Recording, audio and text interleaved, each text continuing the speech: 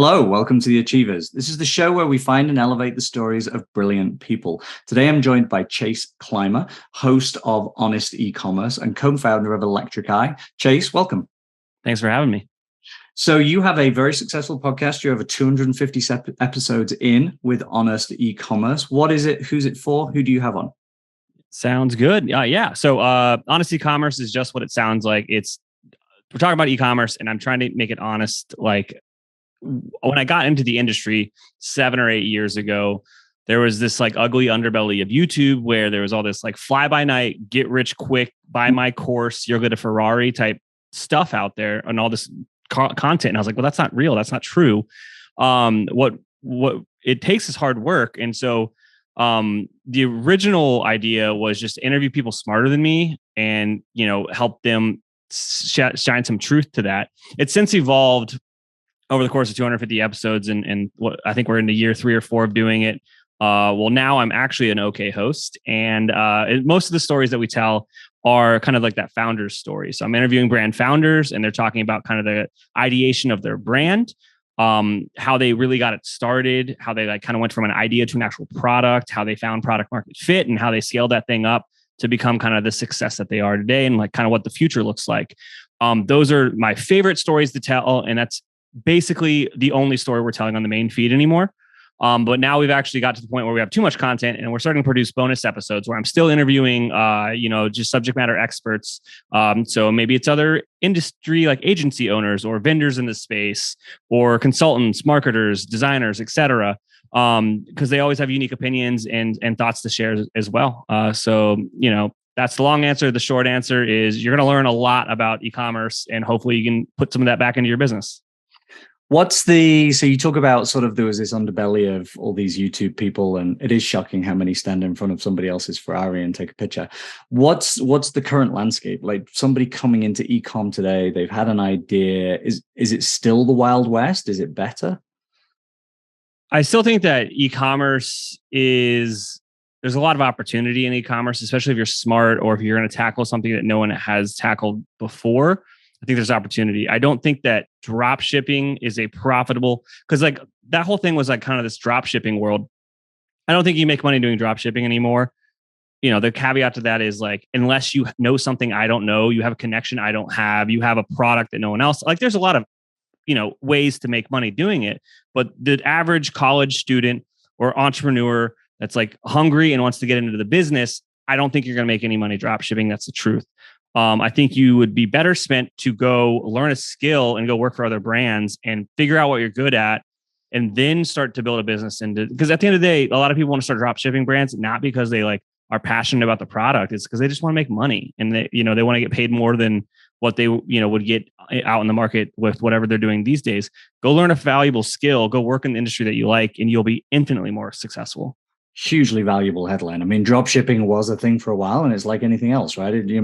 Follows the same mirror as like a crypto today. I mean, just think about it. If I can pay $1,000 to go build a website and I'm going to become like, the barrier of entry there is astronomically low. And if this is your first time doing it, you're going to already be behind the other people that are doing it that have more skill. They've done it before. They have a proven track record. Like just the margins are so thin on drop shipping and it's just a race to the bottom. And that's like not an industry that you want to get into. Yeah. And a lot of dropshipping used to, of course, advocate for Facebook and Instagram advertising, which is not where it used to be anymore anyway. Oh, yeah. The cost per acquisition these days is, I would say, maybe 20 times higher in some situations in some areas. I remember when we first started my agency 6 or 7 years ago, you could put out some bogus stuff and make some money. Now, we were pretty good compared to the rest of them, but like there was a lot of money to be made on Facebook and Instagram back in the day. And these days, like I think at 3x, you should be happy. Like don't fire your agency if that's what you're getting, because they're probably scaling you at the same time. We no longer do paid ads at the agency, but I wrote a lot on it. I've spoke a lot on it, and I'm friends with a lot of amazing marketers in that space. Yeah. And with Electric Eye, then, if you're not doing paid ads anymore, what is it you're doing for your clients? Absolutely. We've kind of just narrowed our focus to 2 things. We build highly performant, beautiful Shopify themes and optimize existing stores. So basically we make your stores, your customer experience better. That's all we do. Wow, that's interesting. So how did you end up, like, Shopify is a very niche part of e-commerce, which in itself is a very specific industry. How did you fall in specifically with Shopify, and why choose it? Absolutely. So that'd be my business partner, Sean. He was very familiar with Shopify because he used it at his old business. He was part of the kind of first team of people that were at this brand called Homage. And they were actually one of the first larger brands on Shopify, if I'm recalling correctly. So he was familiar with the platform, how it worked. And when he left Homage, he was freelancing. I was also kind of freelancing. I had been a professional freelancer forever. So when he left, he was making so many mistakes, every mistake in the book. And I'm like, dude, Sean, you can't do that. So I was like, just teaching him how to be a better business person. And then he had some opportunities. He's like, you know how to do Facebook ads, right? And so we were tag teaming on all these projects that were like he was doing the design dev stuff on Shopify, and I was coming on the Facebook ad side of things. And kind of just, I realized like, wow, this just works. Like, WordPress was terrifying. I think we were doing some Magento stuff and some weird custom builds. I was like, all this stuff is like, Shopify just works. Like, this is cool. And so then we didn't really focus on that for a couple months until we realized we had like 6 or 7 retainer clients that we were like kind of doing optimization on their sites and kind of running traffic there through paid ads. And they're like, who do we make the checks out to? Like, you know, what's a taxes? What's an EIN? So we quickly figured out we had to start a business. And then kind of the rest is history. That's pretty amazing. Shopify seems like a very easy place for somebody new to e-commerce to get started with. Is that still the case? Oh yeah, the barrier of entry has never been lower to start a business or to learn e-commerce, but that also means the delta between being good is that much wider. There still is a lot to learn, and the technical knowledge of how to do exactly what you want with Shopify's platform, the nuance and intricacies of the dumb stuff that it won't let you do and how to solve for that. Like, you're not going to pick that up overnight. But yeah, as a barrier of entry to get started, never been easier. But with that, you know, it takes a little bit longer to learn all the stuff that we know. Yeah, that's interesting. Is that where the custom sort of themes come into play, or is it much broader than just how your store looks and behaves? Yeah, that's a great idea. I mean, it's a great question. Like, so I would say you don't need a custom theme, which is going to be kind of counter to what we do at our agency a little bit. Like, there's kind of different areas of where a merchant will be in their journey. And I think like between like 0 to like 1 million, maybe I'll move that goalpost to even like 3 million. Like, you're still a startup at that phase, and all you should be focused on is profitably acquiring customers.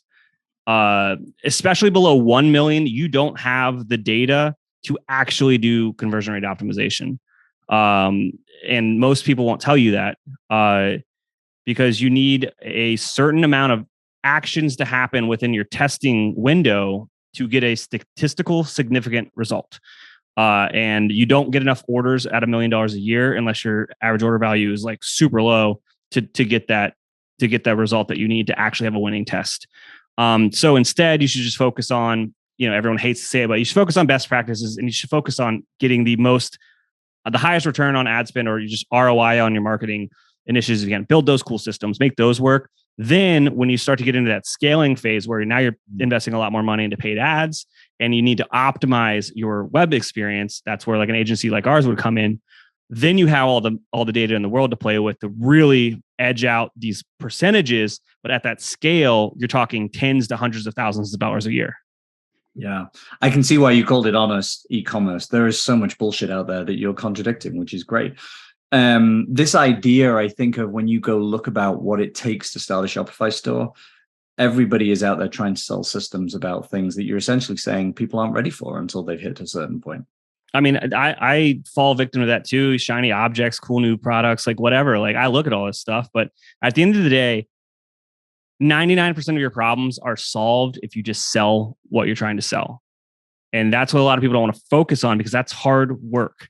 And I fall victim to that all the time. You know, as an agency owner, like, I got to go out there and sell projects, and that's going to solve some of the squeeze on the business or whatever we're annoyed about at that time. You know, it's like we just had one big project land or another retainer client. Like, these problems aren't real problems anymore, are they? And the same thing comes for an e-commerce store. Just focus on getting new customers, and serving the customer well. Like young businesses need to email anyone that's bought your product, ask them why they bought it, what they like about it, what they don't like about it, improve on it on your version 2 of your product. Ask them what they like about your website, what they don't like about your website. Like you can get a lot of CRO information just from asking your customers what questions like they have about your products. Answer those questions on your website. Mm-hmm. A great friend of mine, Amy Radin, she was the founding chief innovation officer at E-Trade. She taught me a great thing about marketing and customer analysis, which is she walked into the job as a CMO at Citigroup, and they were spending $5 million a year on customer research to figure out who wanted what type of credit card. She canceled a lot and said, I just want to talk to 12 real customers for 20 minutes a time, twice a year. And she got more from that than they ever got from $5 million in spend. And I think it's very easy for people to sit there at the beginning of a business early stage and say, I don't have access to all these great resources that all these big companies do. And in reality, a lot of those big companies don't even believe in those resources. So the idea of what you've got is some customers and you can have conversations with them is great. Absolutely. And that's kind of before in the pre-roll, Dax and I were talking kind of about what I want people to get out of this. And it's like e-commerce is math. Don't overcomplicate it. And I think that people get caught up in the minutia of the tactics of what they're going to do to try to hit that overarching goal that a strategy should be, kind of running. And it's like, just look at it. These are all numbers, and there's 3 numbers that matter. It's your conversion rate, it's your average order value, and your sessions. And if you multiply all 3 of those together within whatever window you're talking about, it's basically your sales, and it's going to be pretty dang close. Unless you got some crazy seasonality to your business, then just do like a rolling 12 average, but it's going to be really close. Now you have your baseline, focus on a KPI, optimize it, repeat. That's all you got to do. Yeah. I get to have some real fun conversations like this with people because of this show. And I talked to the guy in charge of Reels at Instagram last week. Mm-hmm. And, Instagram is one of those companies, now part of Meta, was Facebook, of course, where we think about the amount of data and things they have. And ultimately, what the conversation netted out to, though, was, yes, absolutely, the math has all of these roles to play in this. The piece, though, that I think in addition to that I think you'll agree with is the idea that ultimately, though, no matter how much data you've got, we're still talking to human beings who have very underlying emotional human being type needs, right? And every e-commerce store has to say something that speaks to those emotional underlying needs. Like men often don't go buy jet black hair dye because it's the blackest of the black of hair dyes, right? It's because they want to look sexier to women or to men. They want to have their hair to look a certain way. They don't want to look like they're aging. As part of your agency, do you help brands sort of tease that out so they're really getting that message across to their buyers? Well, you kind of hit the nail on the head there, because I was going down, like talking about the data behind a lot of this stuff, but there's also like, there's that science, but then there's the art of it. And that's kind of where messaging and copywriting and branding come in. And that's why we're never going to go out of business, is because you got to balance those things. And there's a computer's not taking our job. A computer cannot talk to humans better than we can yet. Man, we'll see. But yeah, there's you got to have that balance of the messaging. And, think about it this way. People like to know how a product will solve their problem. And you usually do that by talking about the benefits of the product, not the features of the product, right? So going back to your analogy about black hair dye. Now, the feature of the product is this is the blackest black you can buy. But a benefit of this product is hide your signs of aging. Which one is going to probably sell more of that product? Yeah, absolutely. Absolutely. People have often unspoken underlying emotional needs why they make purchase decisions. And that's a great example of one. So we've talked a fair bit so far about how easy Shopify is to get started with. It's probably the lowest barrier of entry to e-commerce. Once a brand starts to get to these scaling points, you're talking about 1, 2, 3 million plus, and they're starting to see the data they need to make better, smarter decisions. What's a good sort of framework or set of ideas that a Shopify brand owner can then put into place so that they can actually scale to be a big mega e-com brand? Absolutely. So we'll go back to that equation I shared earlier. And it's actually, I didn't make it up, but I call it the brand scaling framework. And it's, again, average order value, conversion rate, and sessions. We usually look at the last 30 days at the agency, unless it's super seasonal. And then we'll do like a average of the last 12 months. So anyways, we get our baseline, right? Now, I'm going to go through them in order and tell you what you have to do to improve them, usually. But all of these are kind of just very generic stuff, and every business is different. And that's why it sucks to not have like examples when you get into this kind of stuff here. But let's talk about your conversion rate, right? So some of the common issues that we see, and this is, I'm going to talk specifically about our experience with Shopify, but this probably e-commerce in general is going to have a lot of these same issues. Is one, with your conversion rate, the way to improve your conversion rate is to improve your customer experience on the site. And that comes down to basically two things: performance, which is still often overlooked. You want the fastest website that you can possibly get. And you can get a extremely fast website on Shopify's front end. Anyone that says otherwise just isn't good at development. And I will fight you over that. Like, I can show you some amazing stuff that we've built. But you need the fastest website that you can get, because people are still out there in the country on like 3G networks, and that thing needs to load when they click on that ad from Facebook that you just paid $8 for.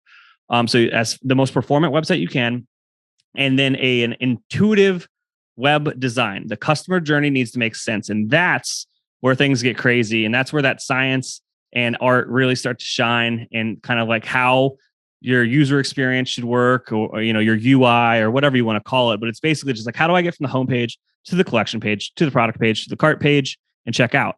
It's got to be seamless. It's got to make sense. Oftentimes, people's navigation is horrible. And it's useful to have someone that isn't at the company use your website and just kind of be like, hey, like, this doesn't make any sense. I can't buy anything from you because it doesn't make any sense. So there's a lot of common stuff with navigation. Going back to performance, this is actually a very common thing with performance, is brands that are like getting to that $1, $2, $3 million a year. They're usually on a theme they've been on for the last 2 or 3 years, right? And in that time, they have probably tested a dozen or two apps. They have probably had a dozen or two freelancers in there making changes to stuff, people on their team, etc. And here's the truth is, when you install an app on a Shopify store, it injects code and it injects a JavaScript call into your theme. When you press uninstall, it removes access to that app, but that code's still there and that JavaScript call is still there. Now repeat that a couple dozen times, and you have now just slowed your website down a bunch. You've injected a bunch of spaghetti into that code that no one wants to go find. I'll just tell you the truth there. And it's usually just at that point, it's probably the same amount of work to build a faster mousetrap than it is to rebuild your mousetrap. So that's oftentimes what we see when we start to work with brands at that size, is like there's definitely a trade-off. Like, it might just make more sense to just like, let's do a brand refresh and just do this whole thing the right way. At that same time, you're going to introduce like a lot of really cool features and stuff. I went off on a huge tangent there. Let's get back to conversion rate. The best way to improve your conversion rate is a faster website and to improve your customer journey. Any questions? You did mention though apps, and one of the things that draws a lot of people to Shopify is that ecosystem that they have sort of built, and maybe curated is the right word, maybe not. But those apps exist. Do you find the big successful scaled brands are using those apps, or are they really not, and they're doing a lot of it through either custom code or custom development? Great question. So the average Shopify Plus store has about 35 apps installed. Wow. There are definitely apps that you can't replace. Like you're not going to rebuild your email automation software. That's just not a thing you're going to do. You're going to use one of the solutions out there. Shout out to Klaviyo. It's the best one. But there are some things that you can custom build into your app. For example, we often custom build bundling into our clients' apps, or certain usability features, or how to visualize products into the app or into their themes, to not have to use an app to do that. Like, if there's ever a possibility for us where you look at it, the time spent to custom build it versus the savings of it being out of the box, we'll often be like, we're just going to get rid of this app because it's just going to save us that little percentage on performance, which this is something that I failed to mention about performance. Go look this up anywhere, but the faster your website is, the higher your conversion rate will be. There's been a million studies on this, and it's just the truth. Now, with that being said, there is a point of diminishing returns. Like, there is a trade-off of fast enough. For example, some of the major apps that a lot of stores use come with a little bit of bog, but it improves the experience of the site, so it actually doesn't hurt, from a conversion perspective. Right. Net, you're getting an increase. Exactly. Yeah. Okay. Is there, when I think about one of our sites, hivecast.fm, it sits on WooCommerce, it sits on WordPress. I hate them both. They're slow, they're clumsy. We've definitely had freelancers and people in there once in a while sort of tweaking. Do you see people starting to use Shopify stores for anything outside of what is more traditionally thought of as e-com? Like, are you seeing services business start to adopt it as a purchasing platform? Yes, I've seen it, and I will tell you, no, don't do it. Just because you can doesn't mean you should. Like, there are a lot better solutions out there for what you want to do. Shopify is fantastic for direct consumer brands selling stuff online. The further you move away from that, the more you're trying to fit like a star shape into a triangle hole. Like, it's just not going to work. And it's an uphill battle. Like, use the tool that's right for the job. And I even say that all the time. People come to us with opportunities about things that just like don't make sense. I'm like, this is not the right thing. You should use this. Go talk to these people. Yeah. And it's so often easier to tightly define what something is based on what it's not than defining what it is, right? Because if you say it's for this, it's sort of always a blurred line that's ever increasing. It's like the ever inflating balloon. If you draw a line instead and say, this is what Shopify is not for, that's a hard line, right? And the tighter those lines are generally around a solution, the better fit it is for the people that they're really trying to work with. Absolutely. Like, I can give you some knots right now. It's not for service businesses. It's not for like traditional B2B businesses. It's not for your portfolio website. Like, there's no reason to have a thing that has a e-commerce functionality if the conversion that you're looking for is there's someone to reach out to hire you for your photography business. Like, you don't need an e-commerce element to it. What it's for is you're selling a physical product and shipping it to an end consumer. You're selling a hat, you're selling jewelry, you're selling powerlifting equipment, you're selling an actual good. I've seen a lot of success with people who use Shopify for digital goods as well. I would say that one's very gray area of whether or not it's a good idea. And it really depends on the types of goods you're selling and how it interacts with the rest of whatever you're building behind that business. Last question. Let's say somebody's got a good product, they've got a good idea, they seem competent enough, they launch on Shopify, but for some reason it doesn't work for them. What's usually the big reason why they fail to get that success that they're looking for? My guess is that they didn't actually try to market it. They weren't putting this product in front of customers.